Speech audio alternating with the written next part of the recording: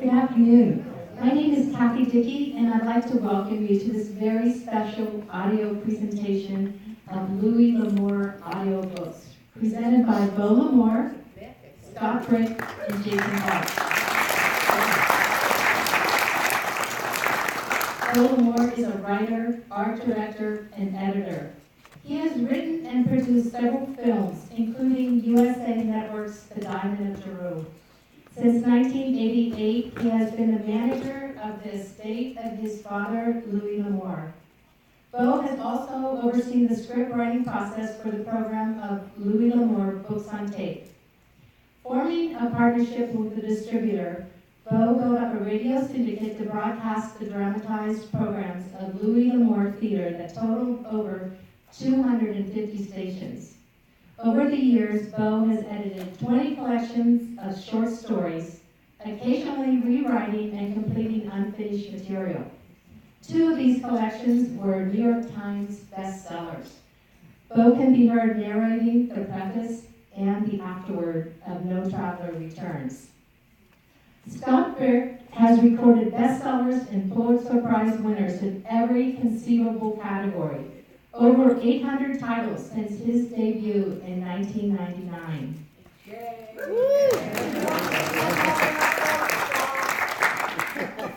A Grammy nominee, Scott has won over 50 earphone awards and has twice been named Publisher Weekly's Narrator of the Year. After AudioFile magazine proclaimed him a golden voice, his work was thereafter profiled in the Wall Street Journal, the New York Times, the Los Angeles Times, and Entertainment Weekly. In 2015, Scott began teaching the nation's first fully accredited university course devoted solely to audiobook narration at UCLA. No Traveler Returns is his first Louis L'Amour audiobook. Jason Culp has been featured on television in Days of Our Lives and General Hospital, and in the cult film Skinheads. Jason has been an audiobook performer since 1996. He can be heard on 24 Louis L'Amour audiobooks. AudioFile magazine raves about his past L'Amour audio narration, saying, Jason supplies a reliable cast of background characters, from outlaws to barkeepers to beautiful girls, to fill out the stories in a most satisfying way. Stories in a most satisfying way. After many years in New York, Jason relocated to his hometown of Los Angeles to continue his acting and audiobook careers. And let's welcome these 3 gentlemen.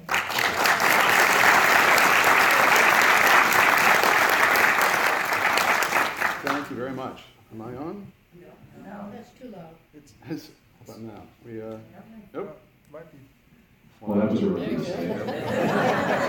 work with microphones, I can't make it work.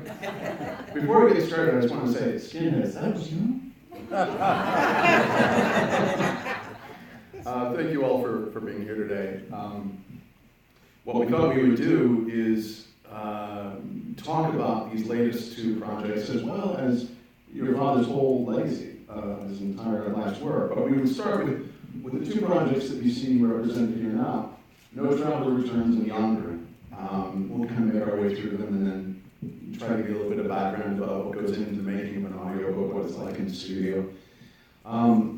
So, Beau, let's start. Let's talk about No Traveler Returns. I'd love to hear how it came to be that your father's first novel had never been finished, never been published before. Dad started work on a whole series of stories. Many of the other stories are in the book Yondering, the short stories. But he was also writing a novel in kind of the same continuum as those stories, and it was No Traveler Returns. He worked on it between 1938 and 1942, kind of intermittently.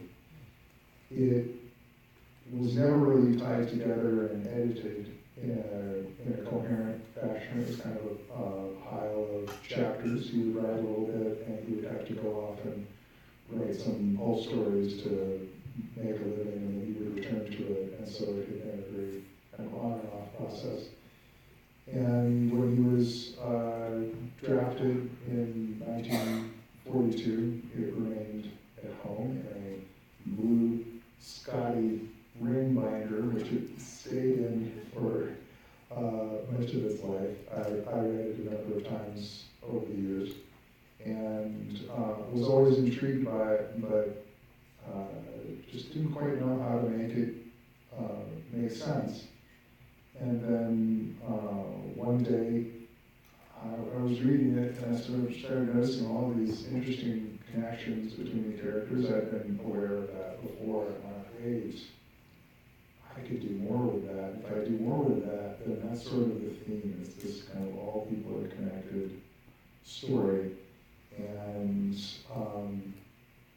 so when we got ready to do this program that we're doing now, which is called Beau L'Amour's Lost Treasures, which has 3 kind of separate sections to it. One of them is postscripts in a number of books like Yondering, and there'll be about 40 of those all told, and they sort of tell the story behind the stories in all those different books. And then there's 2 volumes of unfinished or unpublished works that my dad had left behind that had been sitting in our archives for quite a while.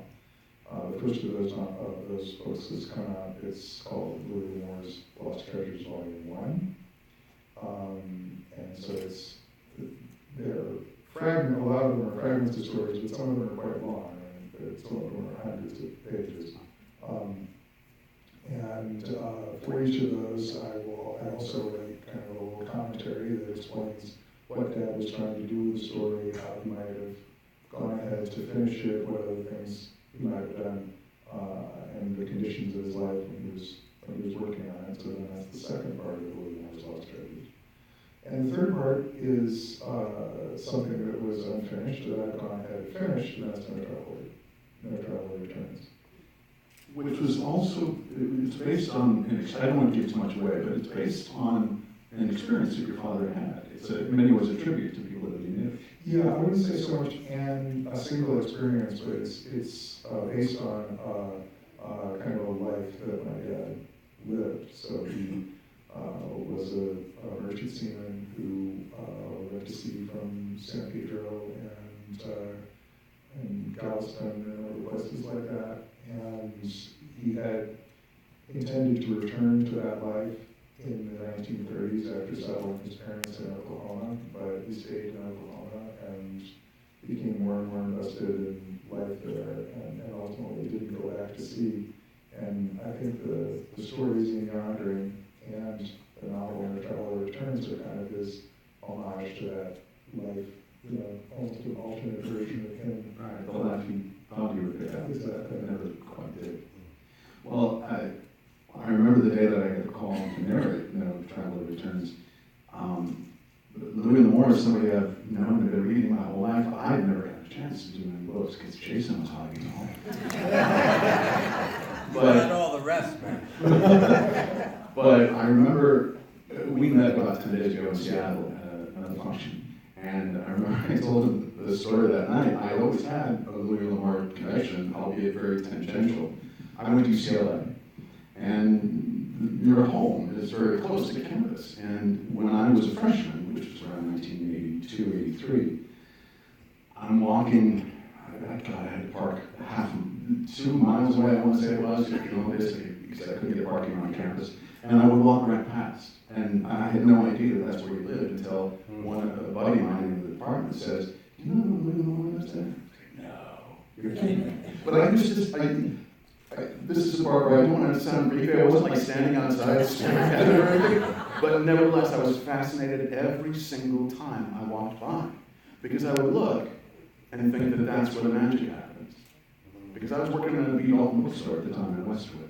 And when I found out that I was walking by, I used to go in on my break, and I would come to the shelf and I would grab a copy of something, and I'd be reading it. And it's poor as a church mouse, and I'm reading in the back room, and then of course I have to go put it back on the shelf. I got halfway through one time, I'm actually almost done. I went to read it the next day and somebody had bought it. And I think that's when I discovered libraries. But all these years later, it was really wonderful to get the chance to read your father's work. And what I had always known about your father's work, what I had known mostly was, again, this was '82, so I want to say that the TV series, it was the Sackers, right? It was done as a, it's been done on TV, and I want to say 79 or 80. That was very recent memory for me. So that's what I would go and pick up off the shelf. So I really only knew your father as a writer of Westerns, but really he was just a chronicler of stories. It didn't matter where in the world it took place. It's definitely true. And that's what was so delightful about this, Traveler Returns. It feels like a Damon Runyon piece in many ways. Well, it's got a lot of those characters. This is No Traveler Returns is rather remarkably my dad's probably the most emotional novel, and it probably goes more deeply into the characters than many of his others, just because of the way the balance between character and plot and theme kind of worked its way out. Right. You were talking about Yondering. Tell us how that came about, because you said that began as a series of short stories. Yondering is a series of short stories. At the same time, at the time my dad was writing all of this, I think one of the first goals he had in his life was to, not only document this time in his life that he had said goodbye to, but also to document an era in the history of the world that he saw vanishing. And it was a time when a guy could become a merchant seaman, could work his way across the world, could get off a ship in a foreign port, and nobody really looked at your passport, nobody really cared, who you were or what you were doing, as long as you did a day's work. And I think, certainly by the time World War II ended, those days were gone. Borders had gone out. Number one, empires had crumbled, and borders had gone out all over the world in a much more stringent fashion. And so these stories were him kind of saying, here's this world that I used to live in. And we'll talk about this a little bit later, but the world of Yondering is very much the world of the 1920s, except for one or two of the stories which are set somewhat later. No Traveler Returns is set in the 1930s, and there definitely is a certain gap between the two that, like I said, we'll go around talking about. Well, it's interesting that there's a connection. There's the Southern California connection we were talking about. No Traveler Returns happens in San Pedro, that's perfect here. Yeah, and a good deal of Yondering takes place in San Pedro. Right. So the towns that Dad was kind of writing about were San Pedro in the 1920s in Yondering, Shanghai in the 1930s in Yondering, and then Paris in the 1940s. Also Yondering with the San Pedro experience in the 1930s showing up in No Traveler Returns. Well, I know growing up in Southern California, as you have, did you have to go back and kind of discover San Pedro in the 1920s? Because I imagine it's very different than it is now. I did quite a bit of research, actually. Jason and I went to high school together, and we have a mutual friend who lent me his apartment in San Pedro, and I went down there and stayed for several weeks doing a lot of research on the place, because Dad had remembered San Pedro from the 20s, and it was a landscape that was changed really quite a bit by the late 30s. There had been a lot of change in the streets and hillsides and where things were. And when I was working on No Traveler Returns, I realized that Dad was remembering a landscape that actually was somewhat different by the time he wrote the book. When you talked about your high school connection, having had the connection to the family that you have, again, I came to the Live With More story, much later in life. What was it like for you the day that you first got the call that you were going to get to work on? I already just started doing audiobooks, blundered into it.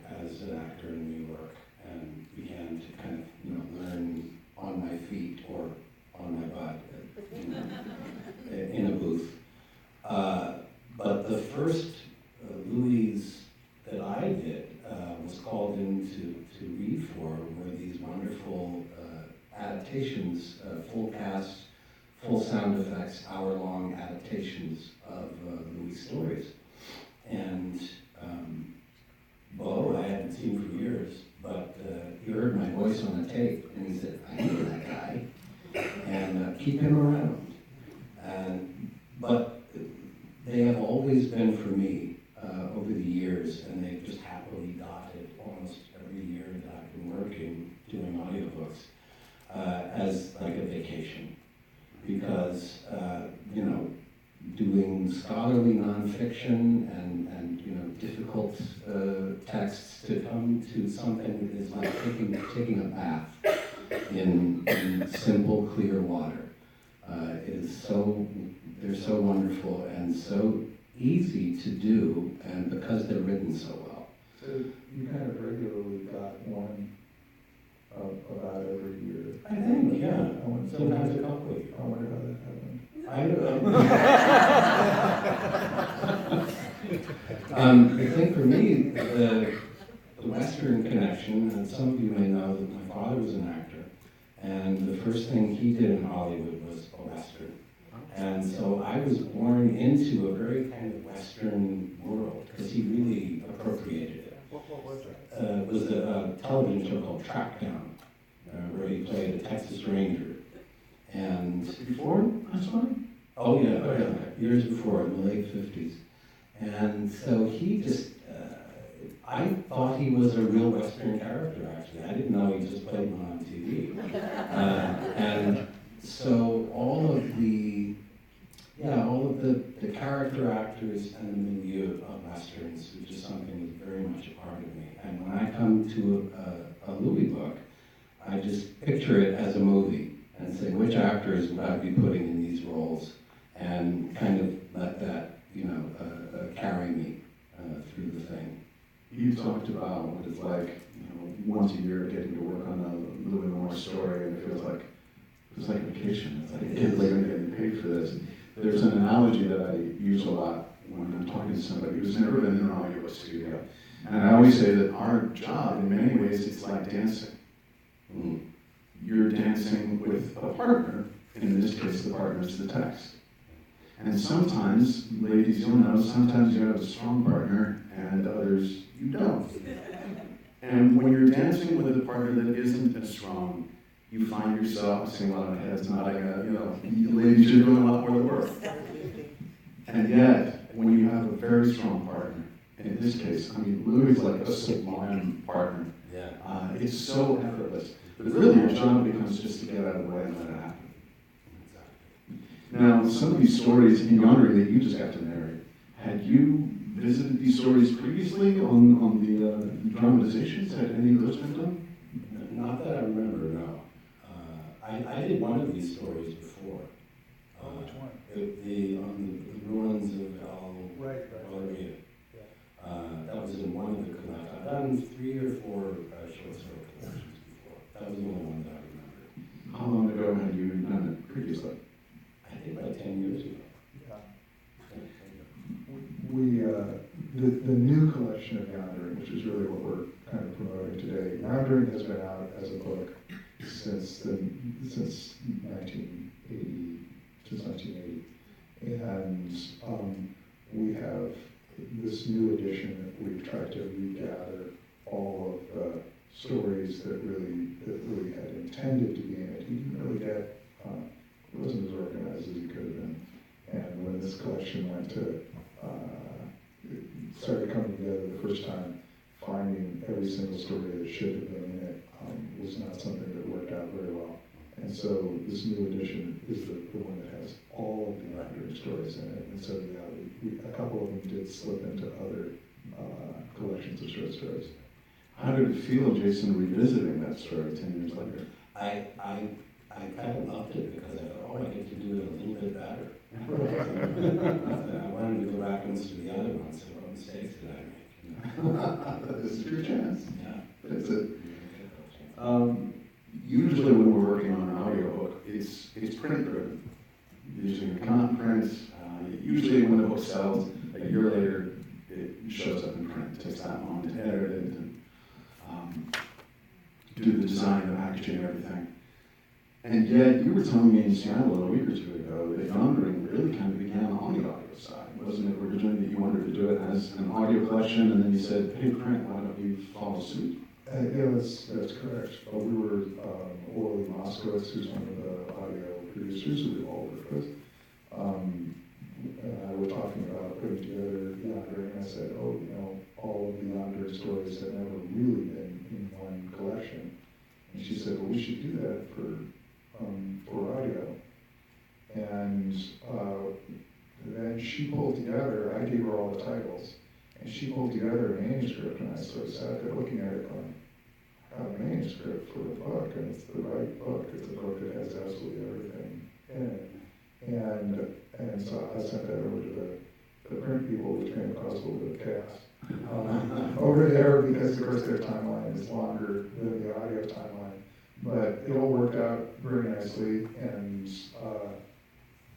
I got the opportunity to cut some archival footage of my dad.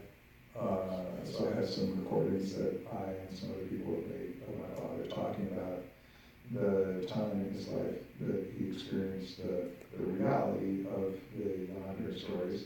And so we cut a number of clips to use as introductions to the different stories and different sections in that book. So it's Jason and two other terrific narrators reading the material, and then in between Louis introduces it, and we also use some music that I had produced for other audios that I had done, some dramatized audios that I've done over the years.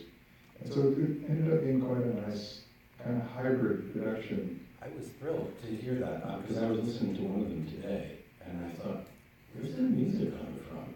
And I thought, oh, music cue, this is so great, right? I know, makes you sound so much better. I got into audiobooks because of my love of old-time radio. So I've grown up since I was 9, I want to say, as a fan of the spoken word, listening to the Jack Benny Show and Intersect and Suspense and all of that. So when I heard that your father's voice was going to be on these collections, I was in heaven. Yeah. I still actually haven't heard them yet, but to me, there's nothing better than that. Yeah. Very cool. We colleagues of ours, they'll talk about, oh, we're the professional narrators, and what do you mean this author wants to read it themselves? And I always try to remind them, you know what, it's theirs. They get to do what they want with it. And there's something very exciting about hearing an author read their own work, or talk about their own work. 30 years ago, I was in a science fiction bookstore, and I found a cassette. It was like a classic abridgment, like an hour and a half, 90-minute abridgment. But it was Roger Zelazny reading Eye of Cat, which wasn't one of his best books, and I'm being kind, and it wasn't the best reading, and I'm being very kind. And yet, I thank God every day that recording exists. It's a time capsule, and there's just something wonderful about your father being part of this collection. Was that always the intention? At what point in the process, when you had the idea to do this book, that you realized, well, we have these, let's use them? I had always intended to use them. I wasn't quite sure how I was going to cut them in. At first we thought, oh, we'll do a section. It's just Louis, and then we couldn't really get it to be the right length and move through the right pieces of information in a manner that worked well. And I thought, oh, look, I got this and this and this, and those things relate to these stories. And not every single story has an introduction about my dad, but the majority of them do. Well, I'm starting to see that in audio production nowadays. There are authors who are doing bonus content that almost like bonus features on a DVD. Steve Berry is a thriller writer, and he goes in chapter by chapter and he talks about this is where this idea came from. This is where this location is. So look, you're ahead of the curve. Well, and that is a lot of what Louis L'Amour's Lost Treasures is putting something at the end of the book, the print book, where I tell a story of what's interesting about these various stories. And so when we did that on Yondering, not only is there all kinds of information about any of the stories in there, but Jason is me. So I'm playing him. Yeah. So Jason reads my voice, where I'm talking about the stories, and Michael Oldman reads my dad's voice, where he's speaking in letters or his journal or something like that. And so there's And we're gonna do that for a couple of others, so you're not done being me. That's a good gig. He's reporting for duties. Well, since you really, since the beginning of the process of putting the father's work on audio, you guys have been working together for a long time. Can you tell everybody what it was like? And Jason, if you can speak to the difference between doing something as a single narrator read when you're reading the whole thing versus when you're playing a part and as movie stories are being dramatized. So the adaptations were written really exactly like radio shows, down to we have a wonderful director-producer team, specifically David Rapkin, who has been involved in all the titles, as far as I know, still is, and he would be here if he were on this coast. Where we would be choreographed to read scenes around a microphone and move out of the way and let the other group come in, and we had live sound effects. So, yeah, we had a guy named Arthur Miller, not the playwright, but a sound effects guy who literally off behind the baffle had the whole rig, on his chest, where he's patting himself and using gravel and using water and stuff. And so it's, I think some of these are digitized now, right? We can get these. You can still get them. Oh, I imagine they're available. They're live. on. Yeah. Great. Do we have a clip from one of those? I think. I think we might. If not ready yet, we can keep napping. Yeah. I think we brought along a couple of things that would be fun to hear because and to answer your question, so the first time I came to audition for just reading a part, Jennifer Kilkenny, who was, an all-around jack of all trades Western guy.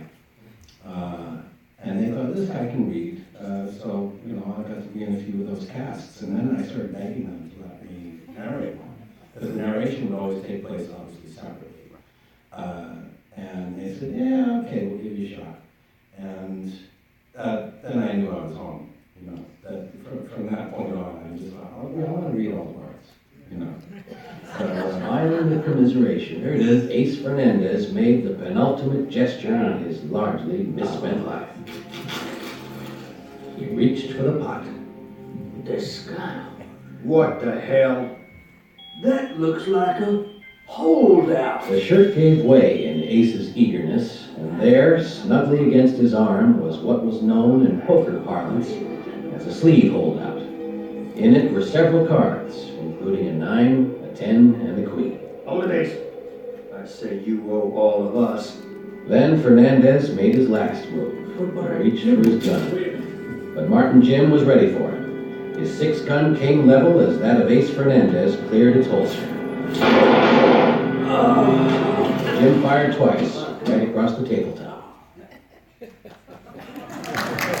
Lead received in those proportions and at that range is reliably reported to be indigestible. They buried Senor Ace Fernandez with due ceremony, his full house into his chest over the ugly blotch of blood, the torn sleeve and holdout still in evidence. If in some distant age his body is exhumed for study, no poker player will look twice to ascertain the cause of death. Smiling with... Now, there's another one from a recent... Right, so that was I wouldn't say early, but that's kind of within the first probably third of shows that we did in, what do you think that was, 1996? 96. Yeah. And this last one is from the last audio that we've done, which is The Diamond of Jeru, which came out like 3 years ago.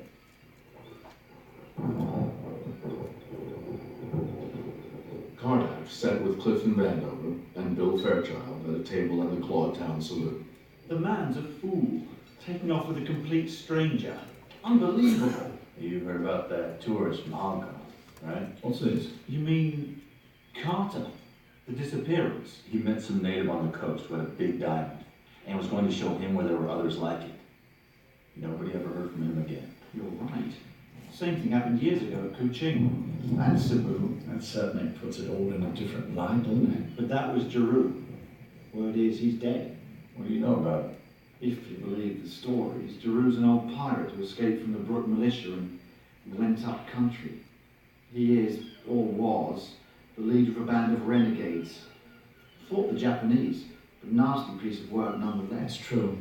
He did lure diamond hunters with the stone that he had. Fabulous thing. Huge. High quality, all that. The blighter would be ancient. Could he be using this kid? There were stories years ago that he was cursed or some rubbish. If it's not Giroux, it could be someone else playing the same game. Whatever it is, it's not good. Hell, I think we should go to the warehouse. They were lopping supplies. He did pay for them. Right, it's not your fault. Damn mess though, isn't it? Well, this has become a matter for Major Wallace. Our best radio Kuching. Just our luck, you know. The Yanks send out their top bomb man, and he's gone upriver to get his head chopped off. Let's hope not. Get on the radio, Cliff, before this weather rolls in. We'll be out of my place. A cold fist of guilt settled in my Cardex gut. I feared that he had contributed to the mistakes Lackland was making, though he didn't understand exactly how. Helen didn't seem the type to have affairs. And if she'd been single, he probably would have never had the courage to even speak to her. Was that what John was worrying about? Vandover was right. The man was a fool.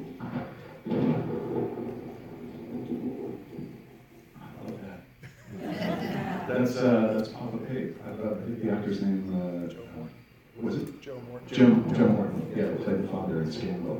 He's marvelous. Cardex sat with Cliff and Vandover. So when was Sophisticated recording he's got. Oh, gosh, yeah. Yeah. Oh, yeah, you And can. that first one was not digitally recorded, I don't think. So when, In '96, we were recording on DAT or something. Might have been recording on quarter pitch. Or just quarter. Yeah, no, those the deal of that still being done. Oh, we started with that. the most recent one, when was that done? This most recent one that Diamond drew was, well, okay, so this is unfortunately what's happened to the situation in doing audio dramas. We've kind of gotten so sophisticated, and it's not really fun to do something that isn't sophisticated. So my buddy and I now work in our spare time when we produce one of these. That show, which is a 180-minute show, so it's a long drama. That took 450 days. So we started it in 2008, and we finished around 2014 or something like that. Because we could only work, we can only get a couple months worth of work a year. But I don't know if there'll be another one, but that was a tremendous lot of fun to do. It was such an extraordinary experience. If there is another one, that's certainly going out on a high, isn't it? Jason, why don't we do this? A lot of people, you're hearing us talk about, quarter inch. We're using terms that you're probably not going to be familiar with. So what Jason thought we would do is spend a little time telling you how audiobooks are made.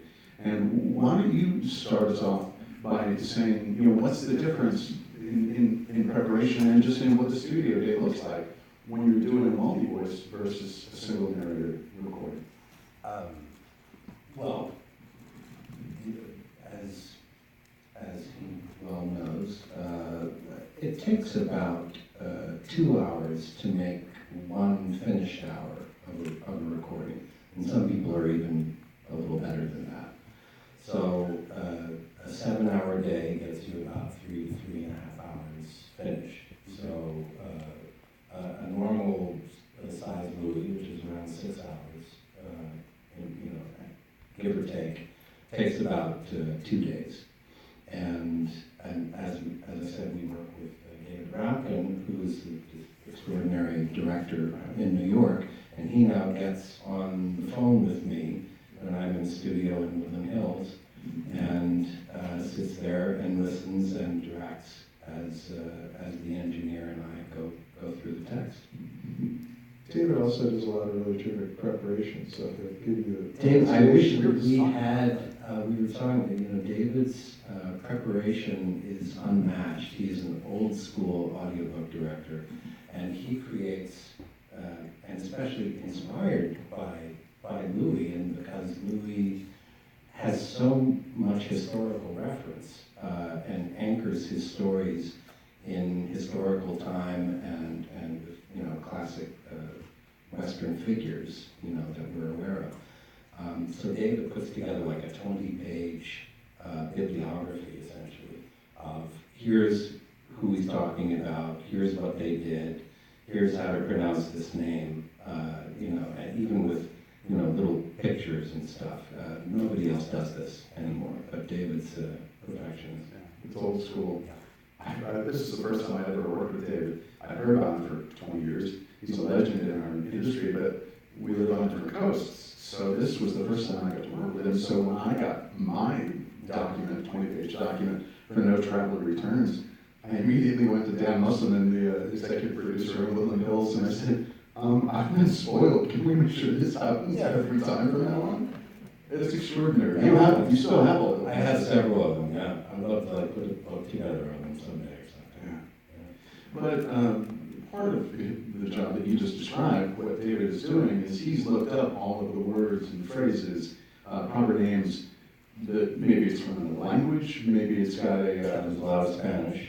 and there's also every once in a while you'll see these references that you think you know, like, Houston. Well, the same spelling, it could be Houston, Texas, or Houston Street in New York. And if you get it wrong, you'll never hear the end of it. Right. So really, that, in many ways, that's kind of our job. If we're producing it ourselves, or we're not. There is. Well, there's been a shift in the business. As the business has grown, budgets have shrunk. And so there used to always be a director for an audiobook, and there isn't necessarily now. Scott knows he directs himself all the time. And so the work of scholarship has come to the actor now. And thank God for the internet, that the stuff is out there, most of it, and you can find it. We have better and better tools for looking things up now. I work with a lot with new narrators, people trying to get into the industry. And when they ask me for advice, of course they're looking for performance advice. I tell them, dive into not just the pop culture lexicon, but what was in the pop culture lexicon 100 years ago. Yeah. Because I was doing a book. No, it wasn't even my book, that's right. I was at the studio one day and somebody came out and they asked me, do you know how I would pronounce this? And I believe it was spelled A-M-E-C-E. And it says, get on the, and he thought it was Anise, or Anisi, or something like that. Yeah. And I told him, Don Amici played Alexander Graham Bell. And so in the 1930s and 40s, but you had that kind of gangster patois. Somebody say, get on the Amici and get the chief of police on the phone. Basically is what he was saying, get on the Amici. The narrator nowadays would look at that and get it wrong. Yeah. And so really, in many ways, that's what our job is, to make sure that those who still remember when that was a thing, who watches a lot of old classic films, that you get it right, because If we get it wrong, we'll get called out. well, that's the thing. The average audiobook these days, new thriller, new novel, whatever, it's going to be about 100,000 words. Dan Musselman, who we work with a lot, he always says, you can get 99,999 words right, and all they're going to remember is the one that you screwed up on. But it's true. So yes, a lot of the work that we do is research, but sometimes I'll also try to prepare not just the text in those circumstances, but I want to prepare my mood, I guess. If I'm working in a genre that I don't typically work, I was doing the Richard Matheson book years ago, and he's my favorite author of all time. And it was Stir of Echoes. It was a horror novel that he wrote in the 1950s, I think right after I Am Legend. And in it, it's about a guy he's got a family, wife and kid, and he doesn't believe in ghosts. Of course not. And then his 6-year-old son starts speaking the voice of an 80-year-old dead woman. And he's suddenly confronted with this idea that maybe they exist. And it was a first-person narrative, and I thought, I don't usually do this, but I thought I would do something a little different. What I did is I was recording it at home, in my studio, downstairs in what used to be a basement. I was living alone at the time. big, empty, echoing house. At 9 o'clock at night, I turned off all my phones, and I put The Shining on my TV. Right? I scared the crap out of myself. And then at midnight, I went downstairs into the studio, the very witching hour of the night, and that's when I started. Yeah. And I turned off all the lights outside of the window of my booth, and I kept wondering, you know, I kept looking at that window, and I knocked off about 4 or 5 a.m. when I just couldn't, keep awake anymore. And then the next night I did the same thing with The Ring. And then I just kept doing horror movie after horror movie, and I thought, nobody listening to this is ever going to be able to, realize, hey, you know what, it sounds like you just watched The Shining. But I knew that if I felt scared while I was recording it, that I would sound scared. And in our industry, subtlety plays in a medium like this. Yeah. So. And for characters, character work, you mentioned doing the 80-year-old woman. Yeah. You have to find a voice that approximates and makes us feel like we're listening to her, but not sound absurd. Not go too far. Find the line.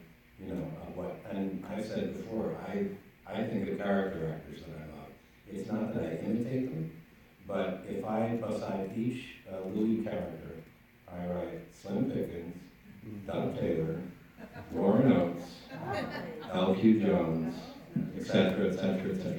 That gives me just a little nuance to think of them, and then whatever that is in me comes out. No Andy Devine? Oh, there's Andy. Okay. Oh, yes. Why don't you guys read some stuff? Yeah. So, Yeah, we can show you what it's like. You want to go? Sure.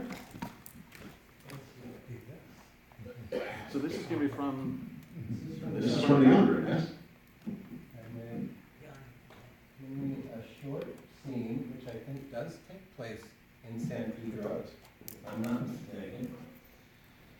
A charming little galleons. This is called Show Me the Way to Go Home. It was the night the orchestra played Show Me the Way to Go Home, the night the fleet sailed for Panama. The slow drizzle of rain had stopped, and there was nothing but the play of searchlights across the clouds, the mutter of the motors from the shore boats.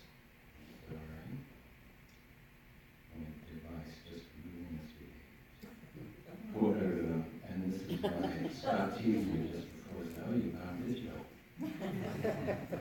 The slow drizzle of rain had stopped, and there was nothing but the play of searchlights across the clouds, the mutter of the motors from the shore boats, and the spatter of grease where the man was frying hamburgers on the 5th Street landing. I was standing there with a couple of Greek fishermen and a taxi driver, watching the Dobbs say goodbye to their wives and sweethearts. There was something about the smell of rain, the sailors saying goodbye, and the creak of rigging that sort of got to you. I'd been on the beach for a month then. A girl came down to the landing and leaned on the rail, watching the shore boats. One of the Dobbs waved at her, and she waved back, but didn't smile. You could see that they didn't know each other. It was just one of those things. She was alone. Every other girl was with somebody, but not her. She was wearing a neat, tailored suit that was a little worn, but she had nice legs and large, expressive eyes. When the last of the shore boats was leaving, she was still standing there. Maybe it wasn't my move, but I was lonely, and when you're on the beach, you don't meet many girls. So I walked over and leaned on the rail beside her. Saying goodbye to your boyfriend? I asked, though I knew she wasn't. I said goodbye to him a long time ago. He didn't come back? Do they ever? Sometimes they want to and can't. Sometimes things don't break right. I wonder.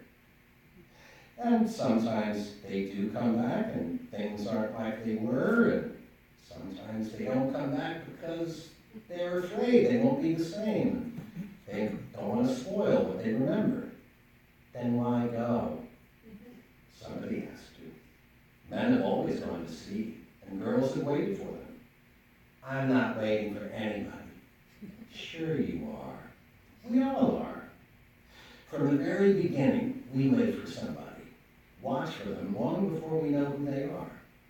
Sometimes we find the one we wait for, sometimes we don't. Sometimes the one we wait for comes along and we don't know it until too late. Sometimes they ask too much and we're afraid to take a chance and they slip away. I wouldn't wait for anyone, especially him. I wouldn't want him now. Of course not. If you saw him now, you'd wonder why you ever wanted him.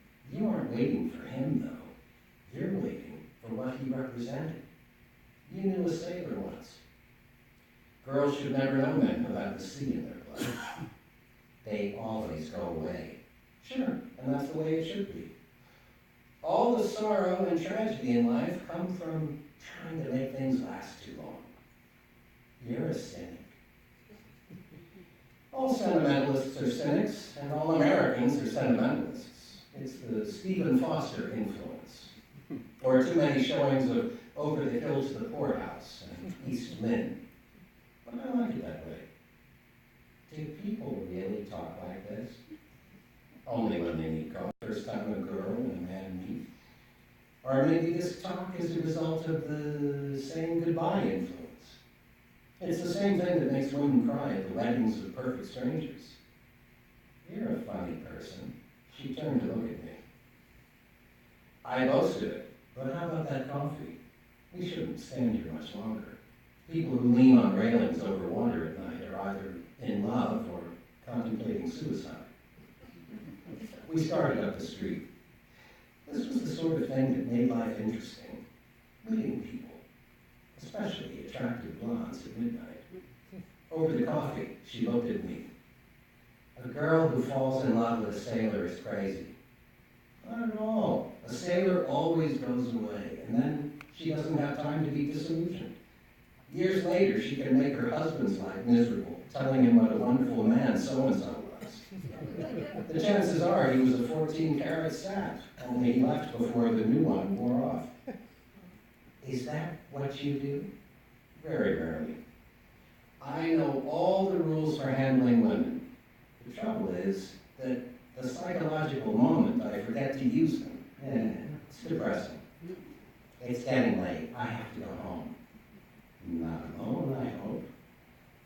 She looked at me again very coolly. You don't think I'm the sort of girl you can just pick up, do you? Of course not, I chuckled. But I wished on a star out there. You know, the old guy. She laughed. I think you're a fool. That cinches it. Women always fall in love with fools. You think it is so easy to fall in love as that? It must be. Some people fall in love with no visible reason, either material, moral, or maternal. Anyway, why should it be so complicated? Were you ever in love? I think so. I'm not exactly sure. She was a wonderful cook, and if the way to a man's heart is through his stomach, this was a case of love at first bite. Do you ever take anything seriously? Taking you seriously. Why not have a little fun with it? There's only one thing wrong with life.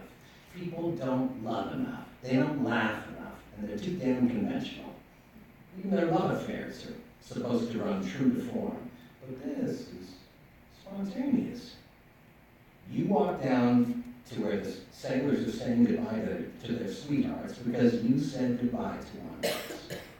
It's been raining a little, there's a sort of melancholy tenderness in the air.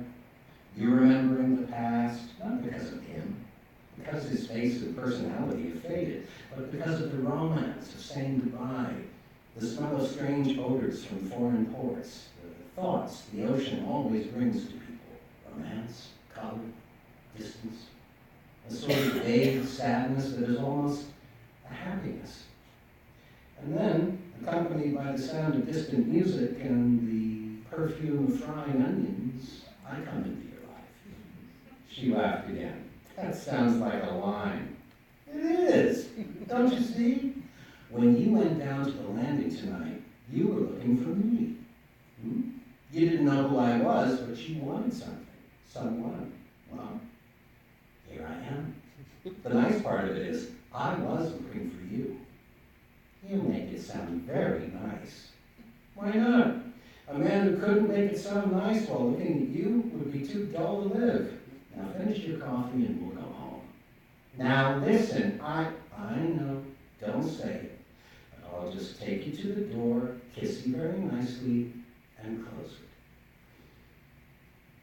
There had been another shower, and the streets were damp. A fog was rolling from the ocean, the silent mist creeping in around the corners of the buildings, encircling the ships to the peaks of their masts. It was a lonely, silent world, where the streetlights floated in ghostly radiance. You were wondering why men went to sea.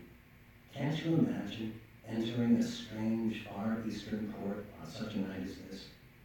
The lights of an unknown city, strange odors, mysterious sounds, the accents of a strange tongue. It's the charm of the strange and the different, of something new. Yet there's a feeling around you of something very old. Maybe that's why men go to sea. Maybe it is. But I'd never fall in love with another sailor. I don't blame you. We had reached the door. She put her key in the lock and we stepped in. It was very late and very quiet. I took her in my arms, kissed her goodnight, and closed the door. I thought you said you were going to say goodnight and then go, she protested. I said I was going to kiss you goodnight and then close the door. I didn't say on which side of it. Well, the hell of it was, my ship was sailing in the morning.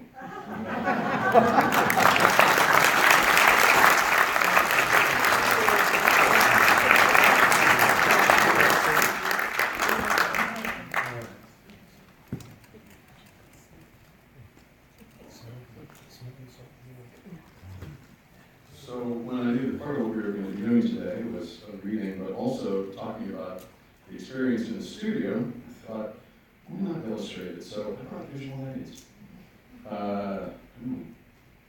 Treat this like my desk, the desk that we have in the studio. Back in the days when we would use physical pages, as I am here, what I would do is we'd have a stand very much like this. We typically cover it with material of some sort so you don't hear the metallic bounce. Sound bounces. So if you have a window or metal, it's a good idea to cover it with, some people put carpet. But what I would typically do is I would have a music stand, a book stand, and I'd put 2 pages in front of me. And then I would always have 4 or 5 things with me. Kate Mazer, she's a wonderful narrator, she calls them my potions. What you deal with in the studio a lot is mouth noise, right? And these microphones that we're using in the studio, they're quite often $5,000. They are so precise they can hear a gnat break wind in the next room. So what we do is we'll read for 5 to 10 minutes, but when we start noticing believe me, the microphone is going to pick that up. So what I do, when I turn pages, if I put 2 pages right in front of me, the first thing I do is I have 2 liquids with me. I start with water. We do that because your larynx is a muscle, and any chiropractor will tell you muscles fail without water. So this, go with me, this would be hot tea, throat coat by Traditional Medicinals. It's great at getting rid of the sore throat. It is terrific at preventing sore throat. Then I do 2 other things to cut down on mouth noise. Lips tend to smack a great deal, so I get this lip balm, but I'm not going to smear it on like lipstick. I dab it on, because if I smear it on, I've noticed that I start popping my teeth. Your plosives start to pop, and you don't want that. And the last thing I do is I take these breath drops. It's like banaka. I just put a drop of it on the tip of my tongue, and it instantly cuts through all the gunk. So, visual aids. Then comes my concession to age. Right? Go. I always feel like my grandfather when I win these. I'm gonna put it right. This is from No Traveler Returns. And what's wonderful about all the short stories in this book is that they're typically separated by the private log of John Harlan, second mate. And he is in a number of the stories themselves, but he also serves as the narrator. He'll tell you a little bit about a character that we're actually going to see in the very next story. But as you'll be able to see here, he has a lot going on in his life as well. The private log of John Harlan, second mate. March 22nd. Fire and lifeboat drill today, and it is good to see how much the men come alive. Everyone has their task and station, and of course, tanker crews take these drills very seriously. The response must be automatic, and in the chaos of an emergency, the crew must react in a rapid but orderly manner. Instilling a pattern of cooperation has additional benefits. Every crew has troublemakers, and there are few worse than Mahoney, one of our boilers. The hope is that constant training and the camaraderie of working together can smooth over unresolved differences. I like to think that our crew, even a newcomer like young David Jones, will be among the best in a crisis. A crisis we pray will never come. I shall not go back. I made that decision on my return from the last trip. My plans during my short stay were made with that in mind. Helen knew what I was thinking, even though we did not discuss it. However she wishes to live is her business. But I want Steve and Betty to have every possible chance, and they can't have it with her. She knew what I had decided. Yet when I suggested taking the children to Tom and Hazel in Oakland, she said nothing. They will be happy there. For Tom and Hazel have no children of their own, and have the money to care for them better than either of us could. The other child is not mine, and Helen will know best what should be done with him. I have said I was not going back. I wonder if anyone ever goes back. What was it Hamlet said? That undiscovered country, from whose bourne no traveler returns. He was speaking of death. But is not every goodbye, every leave-taking a little death? Can a man ever return quite the same as he left? We say goodbye. We leave familiar, well-loved people and places. And the days, weeks, and months pass, perhaps years. When we take the road back and finally stand where we stood before, all is strange. Our very bodies have changed. The dust of many roads, the brine of ancient seas, the air we have breathed, the food we have eaten, the wounds we have received, all these things change us. We have come back, groping in the past for something that is no longer there. A gap that nothing can fill.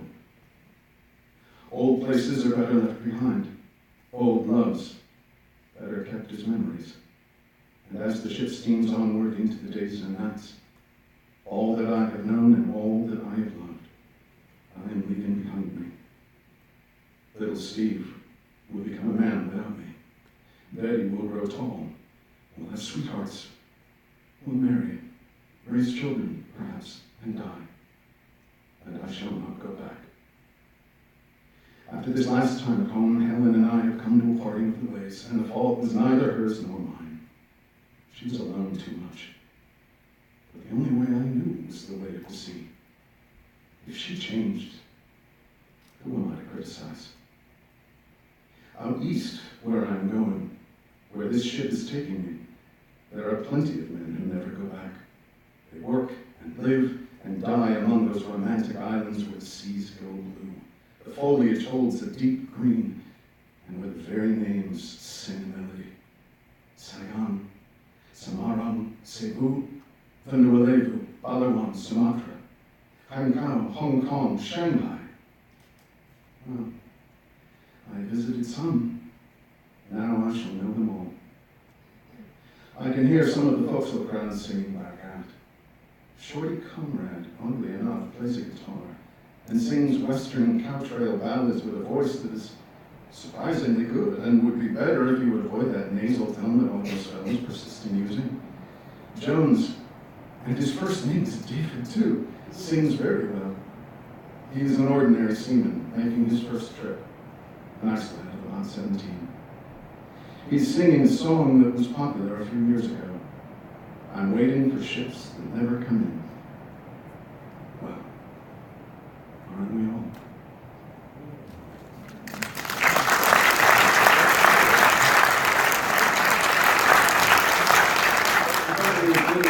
If anybody here has any questions, we would love to answer them. So if you do, please stand, raise your hand, bellow it out, whatever you like. Would you arrange for a dream? Well, didn't that work? Didn't that work really, really well? I'd love to take credit for it, but alas, no. So how often do you take breaks a day? How often do we take breaks? Like about every hour and a half. Yeah. Can go for an hour and a half, maybe 2 hours if you're like in the middle of a section that you'd rather not interrupt. Short breaks, and then like about a half-hour break for lunch. There's something really kind of essential about not taking too long on a break. You want to make sure that you're not breaking in the middle of a chapter. Yeah. Especially if it's at the end of the day. Because you have to sound the same at the end of the day as you did at the beginning, and you have to sound the same at the beginning of the second day as you did at the end of the first. Nobody should ever know, well, sounds like he just ate, or whatever. Like he's having his post-lunch coma right now. And from the perspective of somebody who's not a professional reader, but kind of knows what they want, I did the introduction and postscript to No Traveler Returns, and that was probably about 10 minutes of material total, and it really gave me a nervous breakdown. So it's pretty amazing to hear these guys talk about the number of pages that can nail all of the time. Yes? Yes, years ago I took some voiceover lessons, and so I became aware when we had studio time that we would be alone in the booth, and that microphone you talked about, it picks up every mouth noise that you have, plus breathing. Mm-hmm. That some people, I was reading a script to do a commercial, and apparently I didn't pronounce the word the way the producer wanted the word pronounced. And he said, you didn't pronounce it correctly. And I said, but I said this. Do you come across that a lot? Because it was the way I said it.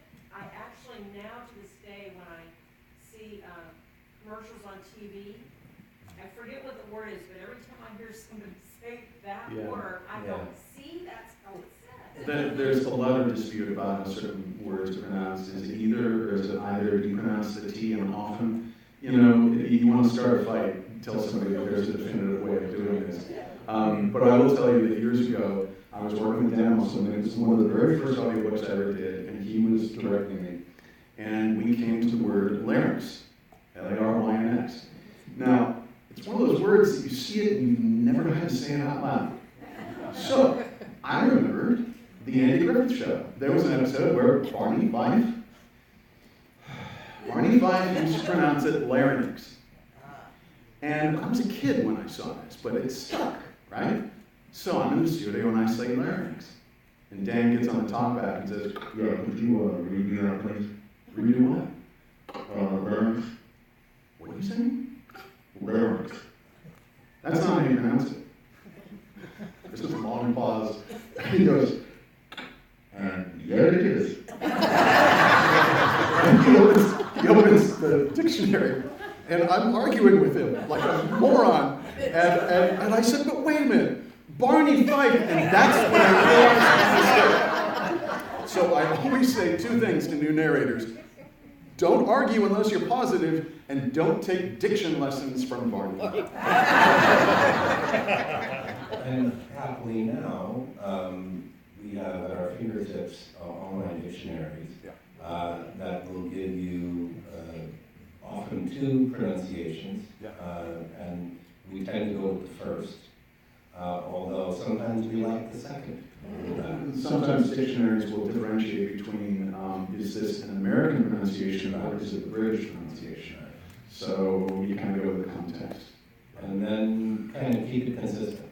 Right. That's the main thing. If you say either, keep it either. I tell you what, I'm consistently inconsistent. One thing I do, I always want to make sure, you want to make sure that the narrative, especially in a third-person book, is going to sound different than dialogue. And one way I do that is I try to have a certain distance, an emotional distance to the narrative. I will not mispronounce, but I will pronounce things differently. So in the narrative, the third-person narrative, I will say either and neither, because I want that person to sound more learned. Either and neither tends to be more conversational. Yes. So that's what I do in dialogue, but in narrative, I say either. You in your hand raised? How often do you read the book before you have to actually get into the studio? I mean, mistakes are made. Mistakes are made. Oh, yeah, mistakes are made a lot. How often do you read a book? Never. That's not quite true.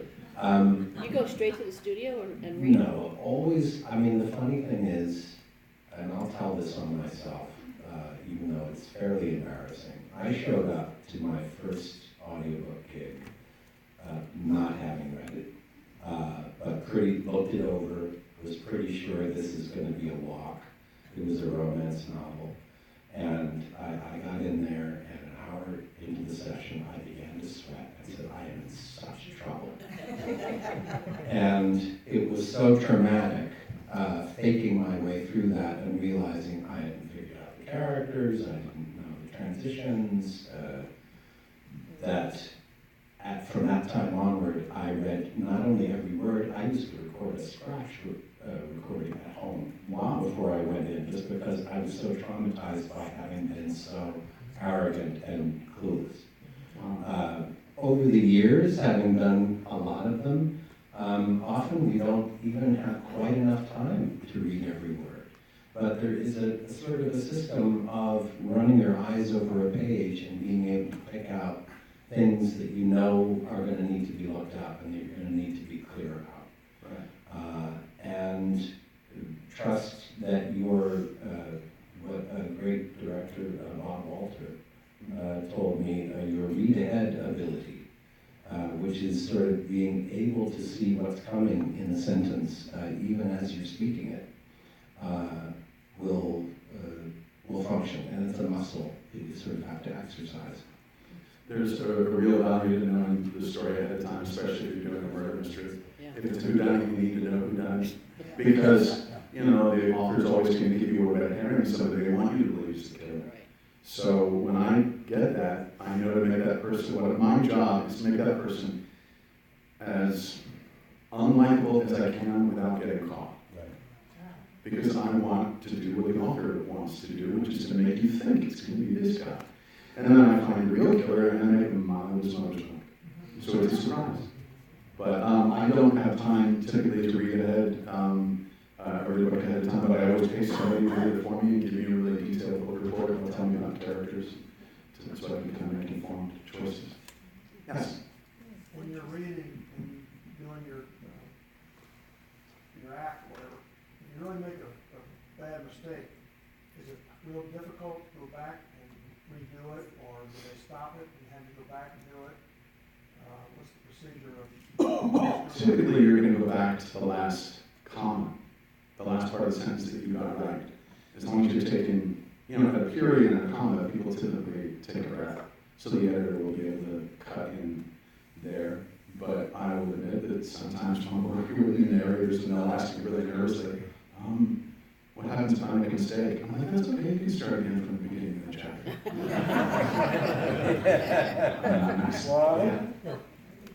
Listening to both of you reminds me of The Shadow and other reading shows. And you're now talking to a different audience, younger people that have never experienced the joy of hearing something read like that. I mean, they're in their cars and they're distracted by a number of things. Is that a more difficult thing for you to do, to be able to relate to that? Well, I know that the people growing up now who didn't have the benefit of, when I grew up, there was a huge collector community, and there still is with full-time radio shows. But one thing that we've seen, there's a sea change going on where people are listening to podcasts all the time. And oral storytelling went away for many decades. It was forced out by TV, and yet I think it's come back for a reason. I was being interviewed by a business journal, and I used to write magazine articles, so you can kind of tell when a writer is trying to lead you in a certain direction to get a quote that they need. And I was definitely being led. And she kept saying, do you think that the proliferation of audiobooks and their popularity now is being led by the fact that you can now listen to it on your cell phone? She didn't want to answer, she wanted to type it. She wanted me to agree with her, and I said, no, I don't.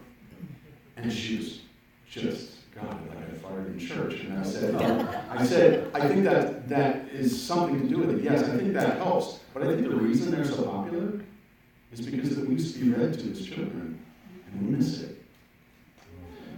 So I've loved seeing so much more spoken word stuff happen recently. No, I think, we started when we still were releasing cassettes. Yeah. In large boxes, Back in the with day. old perforations, right? Flash And they switched over to CDs, and now, happily, yes, they're on our phones, but, the impulse has always been there.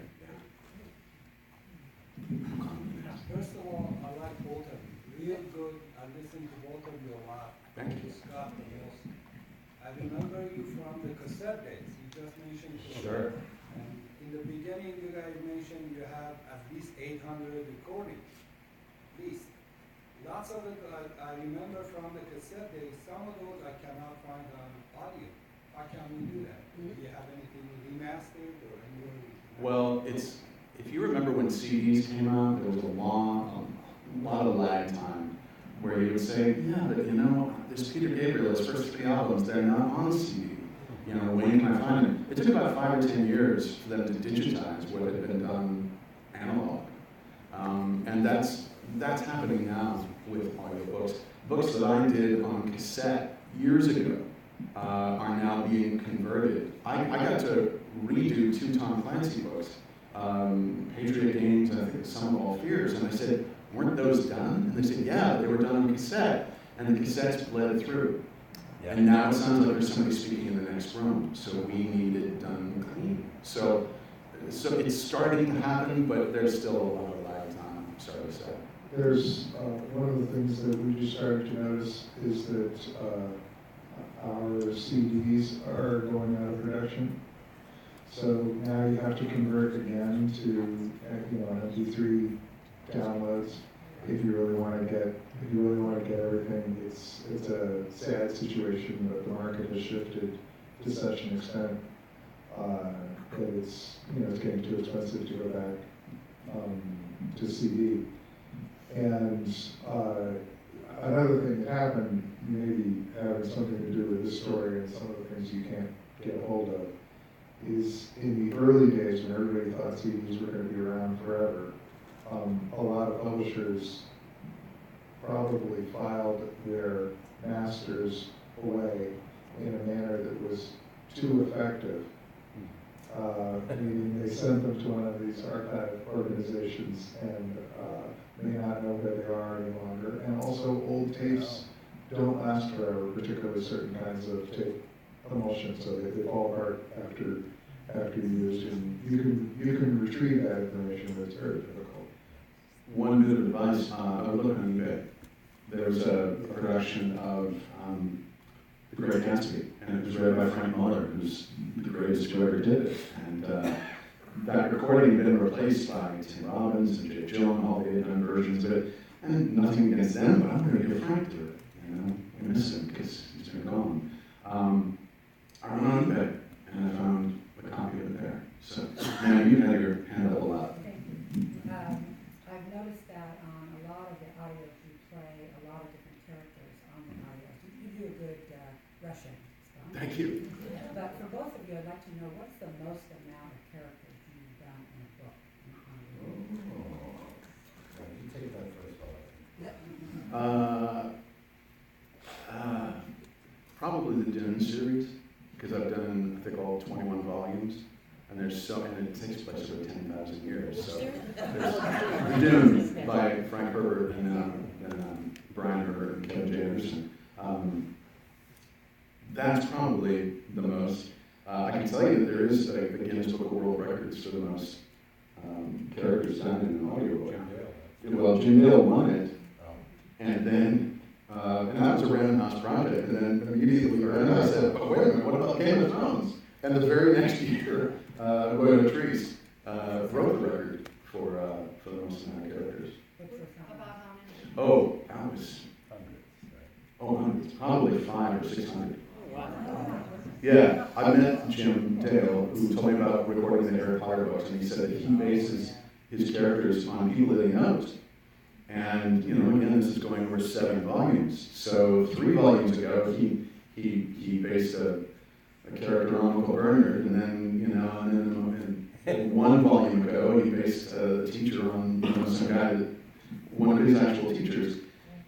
And they sounded a little bit alike, and then they wound up in a scene together in the next book. Yeah. You know, so he had to go back and subtly redo it. That's always an issue. When we were doing The Diamond of Drew, I mean, the cast on that's probably not the biggest one that I worked with, but we used, I think it's 16 actors. And we got all done cutting, we cut the dialogue, we cut the sound effects.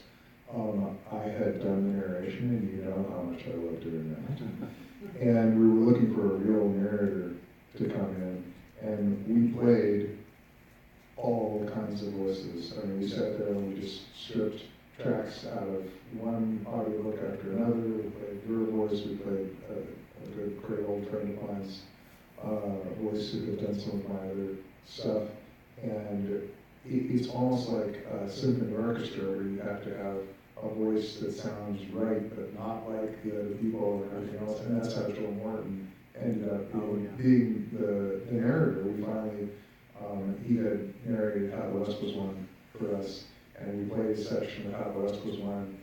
We cut it into The Diamond of Drew, even though it's complete nonsense, cut it into The Diamond of Drew. The sound, you know, we're just checking for the sound. And we just all said, oh my God, that's it, that's the guy. So yeah, you're always trying to fight to find people who sound different from one another. Sorry, yes. You know, I'm sure everybody here, I grew up with Louis L'Amour. By far my favorite author. I'm real partial to the Westerns. And I'd just like to know, how much fun was it recording the sagas? Well, unfortunately, none of us here worked on the Sackett recordings. So neither one of these guys were the narrator, and I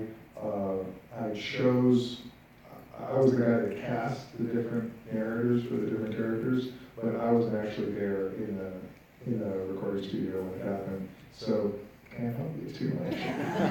Where's that guy? Yes. Have you ever been in a public place and watched a person with their earbuds glued in their ears and wondered what they were listening to, and wanted to go up and ask them if they were listening to an audiobook or some rock music? Yes, I've had that happen. Did you do it? Sometimes, sorry. She asked if I ever see somebody listening with earbuds, and if I ever feel like walking up and saying, I'm not hearing any music, by any chance you listening to an audiobook? Yeah, I've had that happen. I was in New York, and there was a guy next to me who was like falling asleep in his beer. I mean, literally, his head is going down like this. I'm thinking, this guy is really drunk. And it got really uncomfortable after a while, and I nudged him and said, dude, do you need me to get you a cab? He said, no, sorry, but if you could talk to me, that would be great. I'm jet lagged. I just got off the plane from Asia. It was like a 17-hour flight. And he says, if I can just stay awake until midnight, when I would be going to bed anyway, maybe I can get past my jet lag. And I said, okay, so what do you want to talk about? He said, well, what brings you to New York?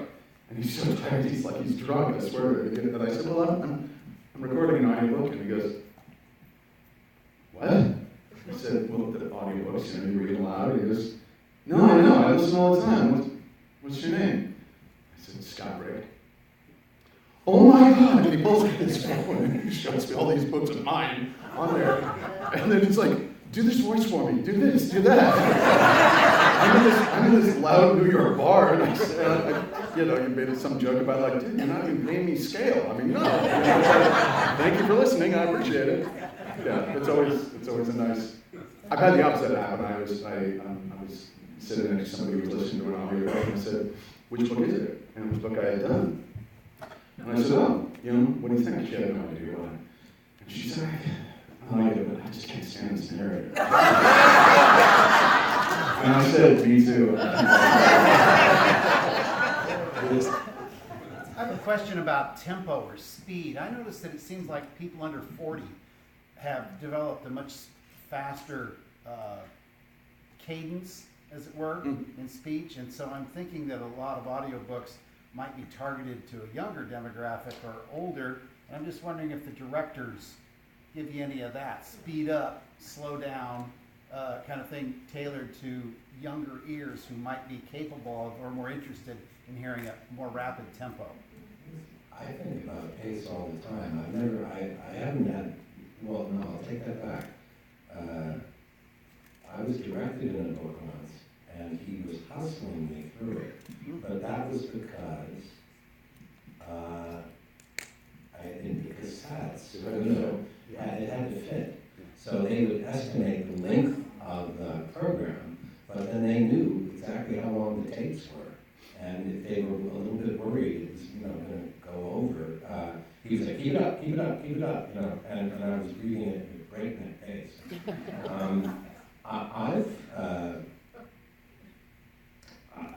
feel like as I get older, I take more time. There's a built-in thing in my head anyway that thinks, oh, this needs to go faster. And yet, if I'm going faster than I can pronounce it and make sense of it, then I'm going too fast. And maybe that's caffeine. But you don't get direction from somebody to say, pick it up. No, I mean, other than a time. Not generally. Sometimes there are some kind of very strong directors under special circumstances that may have an opinion about that. But generally, they know your work before they're hiring you and know what your style tends to be.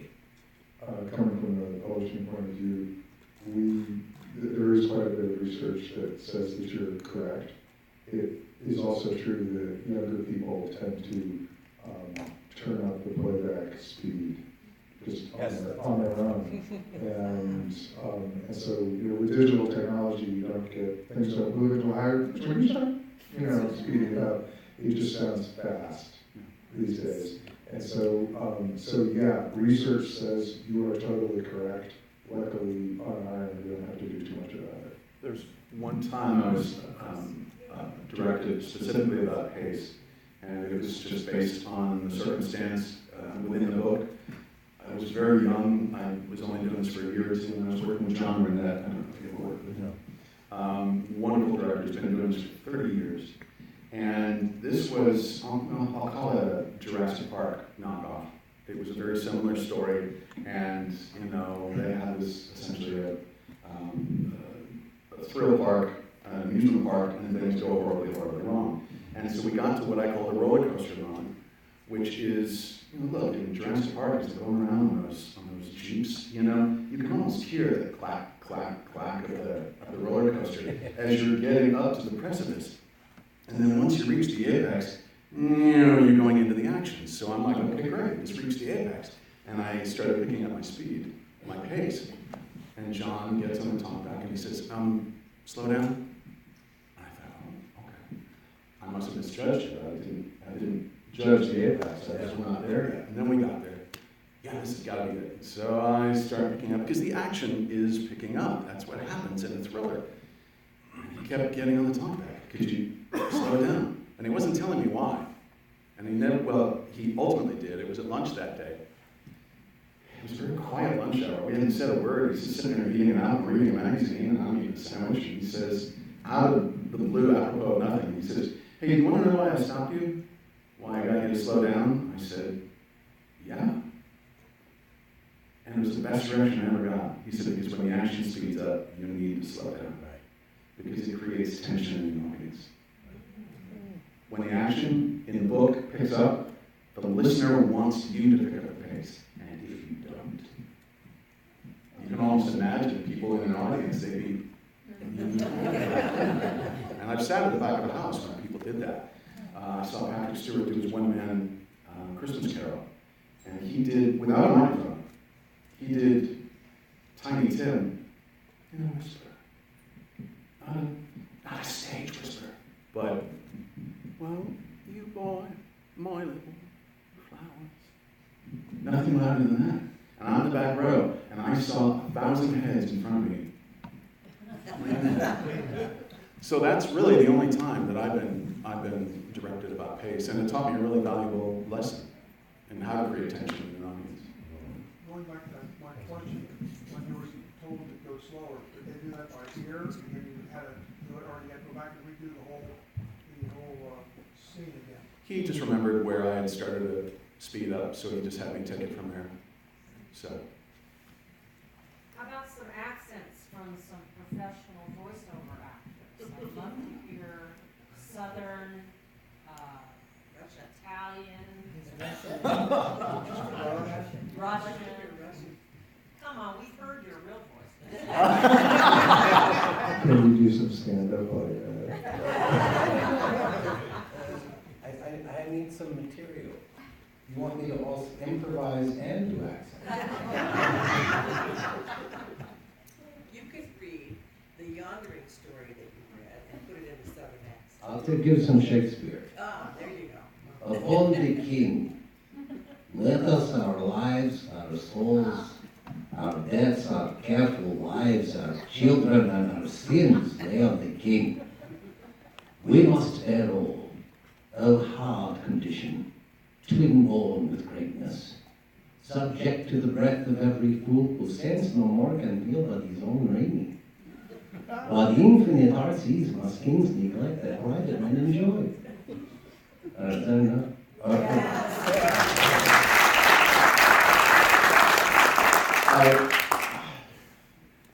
could do this, but I get to ask to do Russian a lot, but I also get cast to do these thrillers where I'm fighting Arabic terrorists, and I'll tell a story instead. I was doing the book The Panther by Nelson DeMille, and DeMille splits up the POV between the main character, John Corey, who was a retired New York detective, and then this character, it wasn't Hassan Khalil, anyway, he goes by his code name, he's known in intelligence services as the Panther.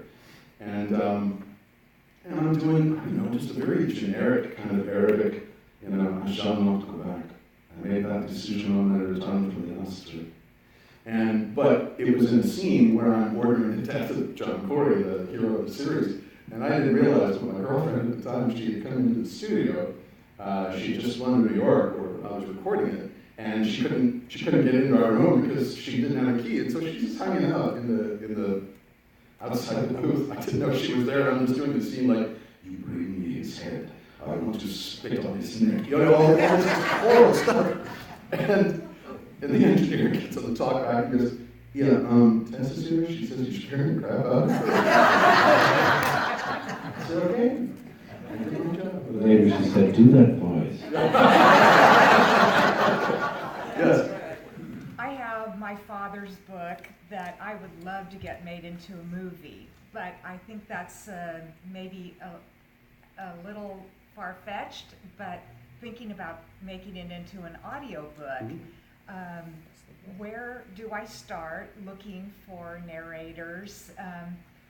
He is Croatian, and so and it takes place during World War II, and he is from 9 years old to 15. So I have that plus language, women, there's a lot involved, Sure. and lots of exciting scenes, bombing.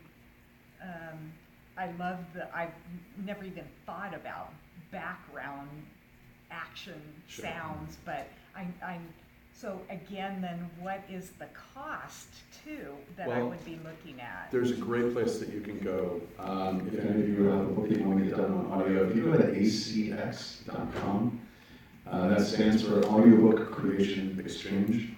And basically, it's like Match.com, only they're matching up a rights holder, whether it's the author or a publisher, and a narrator. And they've got a number of different models where you can either hire somebody and pay them by the hour, which is typically how we work, or you can find other people trying to make a name for themselves as narrators who'd be willing to do it like a revenue share for a percentage of the profits. No money exchanges hands up front. So there's a lot of different models, and acx.com will explain what those are. That's where I would start. Okay, thanks. So you just said you get paid by the hour, so it's not a flat rate, but do you get paid every time it's downloaded? Every single download? No. Sometimes, very rarely. There's one company back in New York that they do residuals, but for the most part, it's a flat fee. But years ago, that's recorded books.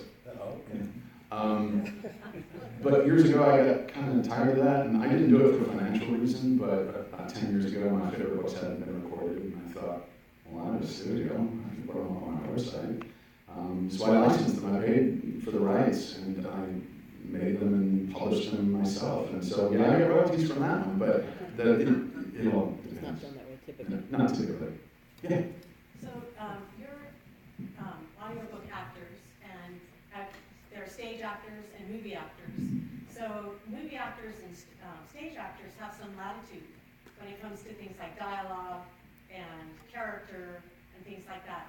How difficult is it to read what's on the page and not get into the character, and maybe you want to change the wording, or if a word is left out that you think in your mind you see there? Does that happen? I'm going to pretend that there isn't an author in the room and say, no, that never happens. It happens. If you ever see a perfect book, it'll probably be the first one ever put in print. Every once in a while, there will be a mistake.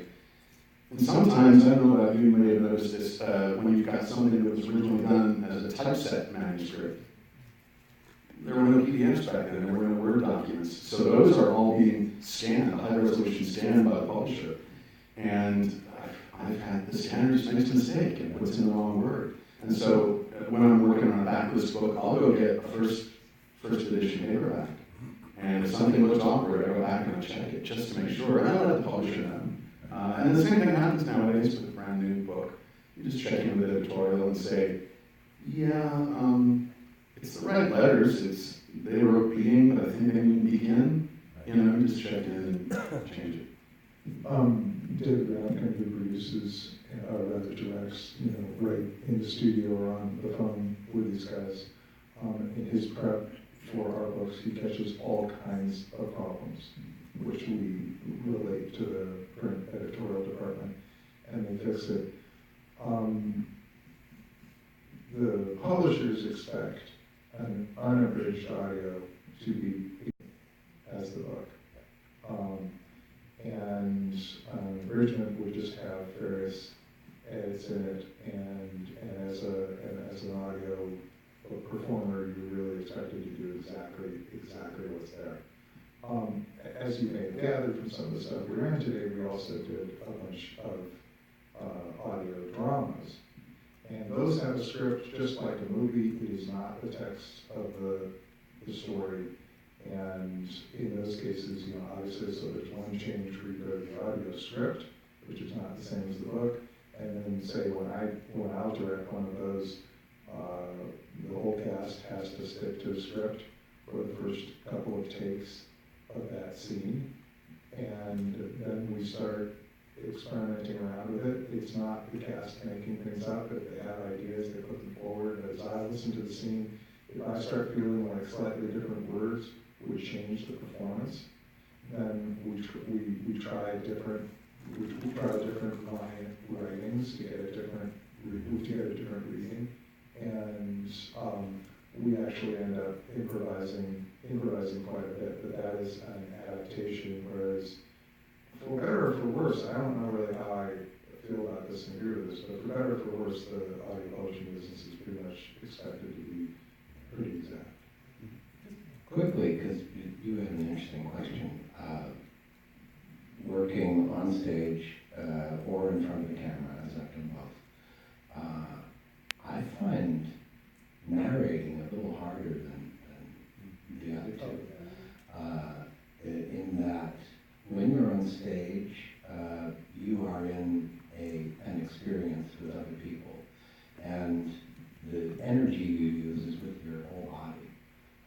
So being able to move and being able to be free and exchanging moments with other people does a lot of the work for you. In front of the camera as well, although in a different way, you're calibrating your work because the camera's much closer. As a narrator, you're asking your instrument to just narrow down to this really fine focus, and you're sitting down most of the time, most people do, and being able to control your breath and the sound of your voice with being relatively still, and not being able to move around, which I would want to do as an actor, and yet sort of to channel everything, through here. And it's very hard work. I would get into a session and start to sweat. Like immediately, I would pour sweat for the first hour while I'm sort of getting accustomed to that focus. This is the biggest close-up there is. There's no picture that gets any closer than this. It's so intimate, it's unbelievable. When you're directing an audiobook performer, also, especially when they're doing the narration part of the book rather than playing any of the characters, it's very difficult because when you're directing an actor for a character, you can say, get her to give you the tape. You can tell that actor to, achieve some kind of a goal with the other character. When you're talking about a narrator who's just basically the voice of God, it's very difficult. You can't really say, be more godlike, or be more like the original writer. It's quite a challenge sometimes directing a narration performance. When I was in college at UCLA, it was my first main stage show, and my director, Michael, says to me, Scott, what you're giving me is great if this was a TV show or a film. If we were on camera, this would be great. And I hadn't been on camera yet. And so he walks 6 feet away from me. He says, this is where the camera would be, either film or TV. And you're reaching me right here. For me, it's about how far away he was. He says, you're reaching me here, and that's all you're giving me, and that's fine. And then he goes into the back of the house. He goes to the very last row, and he says, I need you to reach me here. And I thought, okay, well, there's two dynamics, basically. There's camera and stage. Well, I think the mistake that gets made, because typically when you're hiring an actor, you're looking at someone with a lot of experience, and they're going to have their experience in one of those two realms, stage or screen. And I think the mistake a lot of people make when they go into the booth for the first time is they're still acting to somebody 6 feet away. But in an audiobook, you have somebody who's telepathic and speaking right in someone's head. And then I get right up next to the microphone and I say, do you want to know why I'm doing what I do? And it would be wrong if I was saying that at a volume that would reach you there. So people forget when they go to this industry that there's another dynamic, a third one that we didn't know about in college. But my students do now. Let's take two more questions, and then we've gone over time, and you've been very indulgent. Thank you very much. Scott, so as an aspiring voice actor, what are the prospects for women? I'll tell you, I get asked this question a lot. There are just as many women narrators as there are men. There are just as many books that need to be read by women as there are read by men. How many women authors are there? It's a pretty even split. If a book is written by a woman, it's typically going to be about a woman, the main character, and so they will hire a woman to read it. I've done almost 900 books now. I think only 5 that were written by women. Frankenstein is one of them. It's an exception rather than the rule. Something written from a male point of view. It doesn't really matter whether the author is a man or woman. It depends on what the main character of the story is. and there are just as many stories by women. So practical advice, learn a way of doing men that doesn't sound like you're mimicking them, or making fun of them, or being disparaging. One of the things that I really look for when I hire a male actor to read a book is I will go hunting for a performance that they've done where they've played women. And I said, does this man sound like a man who is either telling me what a woman said in a more sort of straightforward, objective way, or does this sound like a man who's mimicking a woman because he's angry about what she said? And that one doesn't get very far. I haven't worked with an awful lot of female single voice narrators. I was really lucky enough to work some years ago with Jamie Rose, who's got a very deep voice, so she played all the men excellently, but and didn't feel any inclination to sort of mimic the sound of a man. But that's definitely something to pay attention to. Hillary Huber's got a voice that's so deep, it's deeper than mine. And I actually one time she said it's harder for her to do female voices than male, but not because I was born with a voice like sandpaper. Last question, yes, sir. I have a quick question.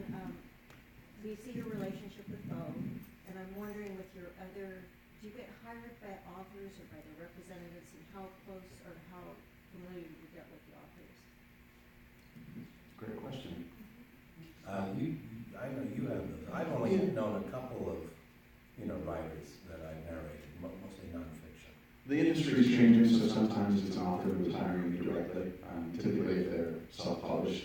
But other times, like I just, I've known the Dune authors for 20 years because I've been having to talk to them about, how do I pronounce this language that you made up? That it father made up. Chikosa. Really, I always like to say that there's 3 people on the planet Earth who can speak Chikosa, and I'm one of them. But that relationship began out of necessity.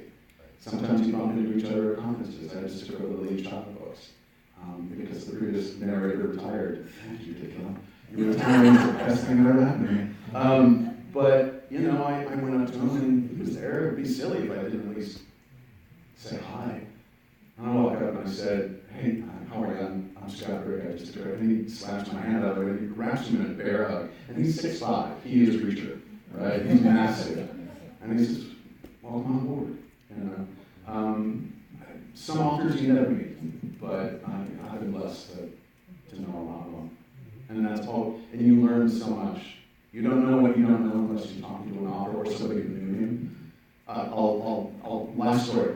I'm at with the Dune authors. We were in Huntington Beach at a Barnes & Noble doing a book signing, and they had a bunch of science fiction authors there. And so I'm sitting at the table, and they're all asking me questions. I got Greg Benford sitting next to me, and I'm like, I want to talk to you. But they said, so what do you do? How do you do it? And then somebody says, well, what are you doing next? And I said, well, tomorrow I'm doing Fahrenheit 451. And he hadn't said a word to me all day, but he looks at me and he says, it's 4-5 lunch. It's 4-5-1, kid. Don't say 451, right? Everybody hates that shit.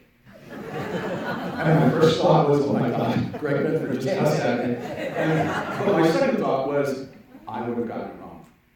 Is that true? It's true. He never said 451. He hated it when people would. It was always 451. But again, you don't know what you don't know. But that's what getting to know an author, or with the people who knew the author, and you know their legacy. You told me, because I told the story, you said you knew. Yeah, absolutely, it's true. I can vouch for that one. Thank you all for being here. Thank you very much.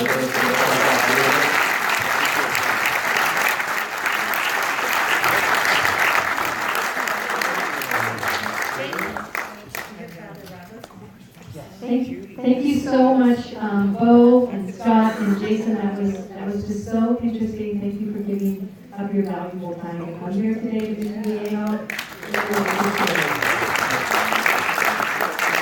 We have hardcover books of No Travel Returns and the audiobook also, as well as Yondering, the audiobook. So if you'd like to purchase them, the gentlemen are here to sign them.